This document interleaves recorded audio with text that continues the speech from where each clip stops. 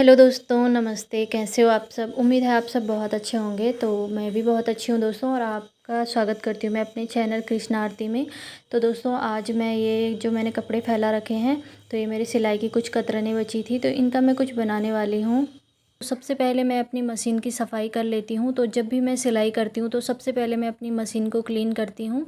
और क्योंकि हमारे यहाँ पर जो बाहर मेरी रूम की खिड़की है, वहाँ से बहुत ही ज़्यादा यहाँ पे धूल आ जाती है, तो बस मैं उसे ही यहाँ पर हटा रही हूँ। तो अब मैं कर रही हूँ मशीन की ऑयलिंग। तो यहाँ पर मैं क्या करती हूँ कि हर दूसरे दिन अपनी मशीन में ऑयल ज़रूर डालती हूँ, और जिससे क्या होता है कि हमारी मशीन बहुत ही स्मूथ चलती है, बहुत ही अच्छी चलती है और हल्की हो जाती है। नहीं तो मशीन में अगर ऑयल नहीं पड़ेगा तो बहुत ही भारी हो जाती है मशीन। तो ऑयल डालने के बाद मैं थोड़ी देर इसे पैडल लगाती हूँ मशीन के, ताकि ये ऑयल उसके हर एक उसमें चले जाए, मतलब जो भी उसका पुर्जा है मशीन का अंदर का। तो बस इस तरह से ही मैं यहाँ पर धागे वागे सब सेट कर लेती हूँ। और आज मुझे बस थोड़ा सा ये मेरा कटे फटे जो कपड़े होते हैं ना, तो ये मैं थैलों में रख देती हूँ, और ये इसी तरह से फैले हुए होते हैं और इनका कुछ भी करने का टाइम ही नहीं लगता है।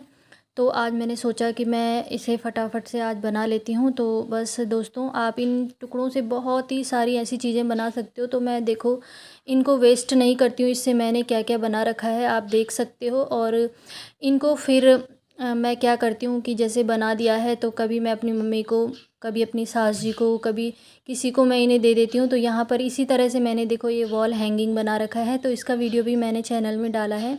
और ये मैंने देखो यहाँ पर थ्रेड ऑर्गेनाइज़र भी बनाया है।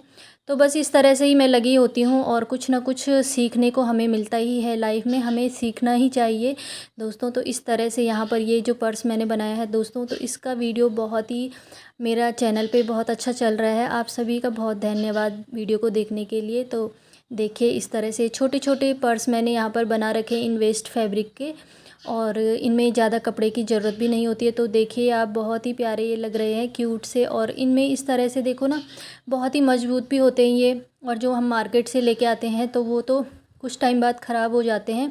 तो यहाँ पर देखिए इस तरह से इसका पाउच मैंने ये लेस द्वारा बना रखा है, और इसमें भी बहुत सारी चीज़ें मेरी आ जाती है। इस तरह की ये लेस थी मेरे पास, इसकी मैंने एक स्क्रंचीज़ बना रखी है, तो ये भी बहुत ही क्यूट है। इस तरह के ये बैग है, हैंगिंग बैग और स्लिंग बैग। तो इसमें देखो कितना सारा स्पेस है, तो बहुत ही अच्छा ये बैग भी बना है। तो बस मैं इसी तरह से बना देती हूँ, और कभी किसी ने मांग लिया या किसी को ज़रूरत हो गई तो मैं उन्हें दे देती हूँ। और इसी तरह से आप देखिए ये छोटे छोटे पाउच, बहुत सारे हम कटे फटे पीस से बना सकते हैं। तो इसी तरह से बचे हुए टुकड़े थे, तो इनका मैंने ये फ्लोर मैट बना रखा है। और भी आइडियाज़ आप देख सकते हो, ये सारे वीडियो मैंने अपने चैनल पे डाले हैं। तो ये रोटी कवर है, ये मैंने यहाँ पर टेबल मैट, छोटा सा कुशन कवर बना रखा है। और ये देखिए यहाँ पर मैंने ये छोटा सा पर्स भी बना रखा है। तो इस सारे वीडियो मेरे चैनल पे है, आप ज़रूर इन्हें देखें। तो चलिए अब बना लेती हूँ मैं ये फ्लोर मैट। तो बस इसके लिए मैंने क्या किया है, जो भी कतरन मेरे पास पड़े हुए थे तो वो मैंने लिए हैं। और जो हमारे चावल और आटे की जो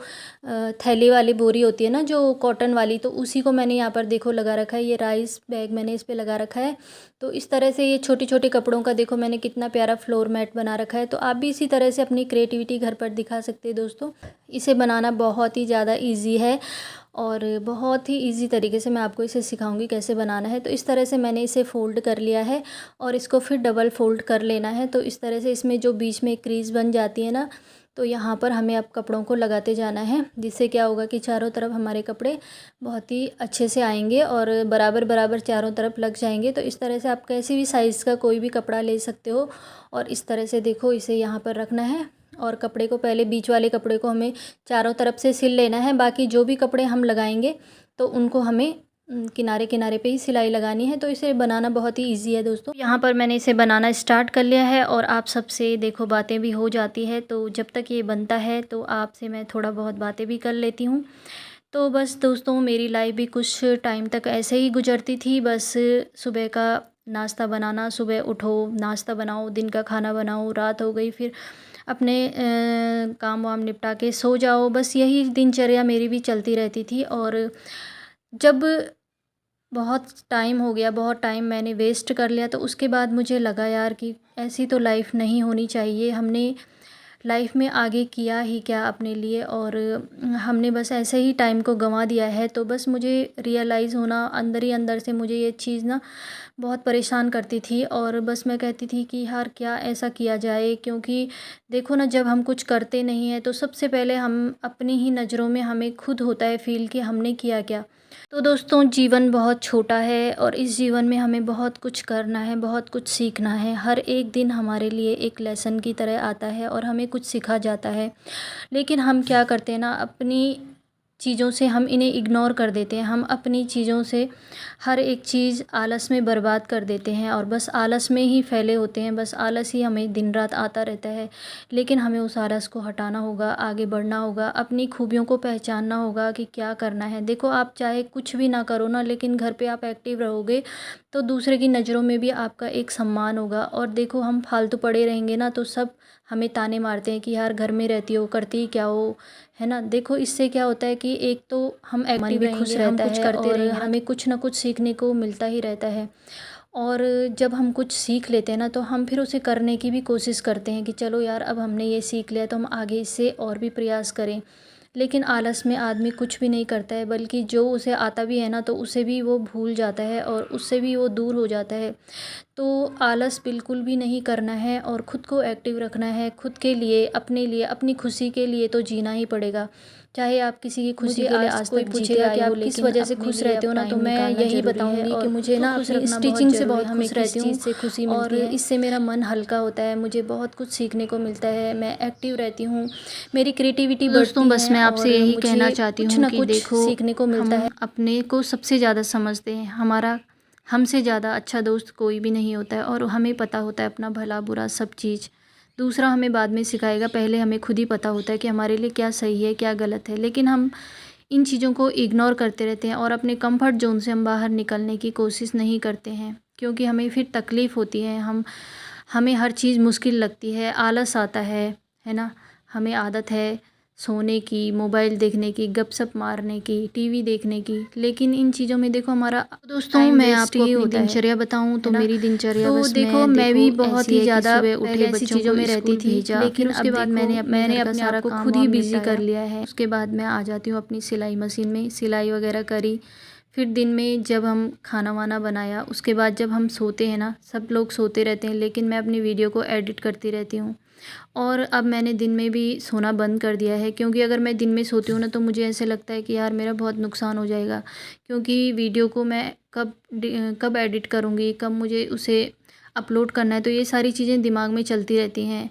और पहले देखो, सिलाई का काम अलग है और फिर ऊपर से यूट्यूब पे काम अलग है, घर का काम अलग है। तो देखो, हर चीज़ की परेशानी तो होती है, लेकिन देखो हमें उस परेशानी को ना एक चुनौती के रूप में स्वीकार करना चाहिए। और अगर हमने चुनौती के रूप में उसे स्वीकार नहीं किया और हमने फिर से वही रूटीन अपना लिया जो हम पहले थे, तो फिर हमें बहुत ही ज़्यादा तकलीफ़ होनी शुरू हो जाती है। और उससे क्या होता है, देखो, हम फालतू चीज़ें अपने दिमाग में सोचते रहते हैं और बोलते हैं कि खाली दिमाग शैतान का घर। तो खाली दिमाग में हम फिर यही चीज़ें फालतू की सोचते रहते हैं, खुद भी परेशान रहते हैं, दूसरों को भी परेशान करते हैं। तो अपने आप को बिज़ी रखेंगे तो उससे क्या होगा कि हमारा मन खुश रहेगा, हमारा शरीर खुश रहेगा। और देखो, मैं भी बहुत, मेरी आजकल हेल्थ इश्यूज़ चल रहे हैं और मैं खुद को इसलिए बिज़ी रखती हूँ ना, क्योंकि फिर अगर मैं खाली रहूँ तो वही चीज़ें मेरे दिमाग में चलती रहती हैं। मेरी जो भी बीमारी है उसके बारे में सोचते रहना है कि जो चीज़ होगी भी नहीं तो वो भी मेरे दिमाग में आती कि कहीं ऐसा ना हो जाए, ऐसा तो नहीं है। तो इस वजह से पता क्या होता है कि हम खुद को ना बिज़ी रखेंगे तो हमारा मन भी खुश रहेगा, हम उस बीमारी को इग्नोर भी करेंगे और हमारी वो बीमारी भी हील हो जाएगी। तो बस मेरा तो यही है कि मैंने बीच में बहुत ही ज़्यादा अपने को बहुत ही एक सेल्फ़ के अंदर मैंने कवर कर लिया था, वहाँ से मैं बाहर ही नहीं निकल पा रही थी और मैंने अपने को बहुत ही ज़्यादा कैद कर लिया था अपनी ही चीज़ों में, अपनी ही थॉट में, अपनी ही उसमें।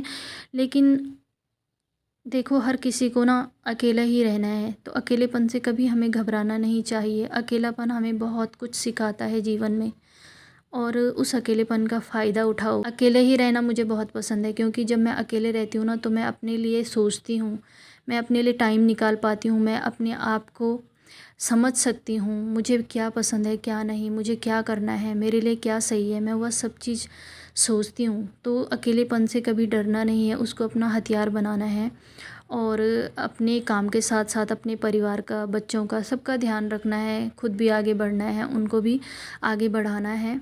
तो दोस्तों बातों बातों में यहाँ पर आप देख सकते हो ये फ्लोर मैट भी तैयार हो गया है और देखो ये जो साइड से मैं इसमें लेस लगा रही हूँ, ये मेरी एक सोफ़े कवर की जो बाहर की लेस होती है वो है। तो देखो इस तरह से मैंने इसे बना लिया है और बहुत ही प्यारा ये बनकर रेडी हुआ है दोस्तों। और इस तरह से ही मैंने देखो अपने पुराने बचे हुए कतरन का इस तरह का यूज़ किया है। तो दोस्तों आपको ये वीडियो कैसा लगा कमेंट करके ज़रूर बताना। तो दोस्तों आप मेरे हर एक वीडियो को बहुत ही ज़्यादा प्यार दे रहे हो, तो आपका बहुत बहुत धन्यवाद वीडियो को देखने के लिए। और आपका सपोर्ट चाहिए मुझे दोस्तों, और इसी तरह मेरे चैनल पे आगे बने रहना। और जो नए हैं तो लाइक शेयर और सब्सक्राइब ज़रूर कर देना।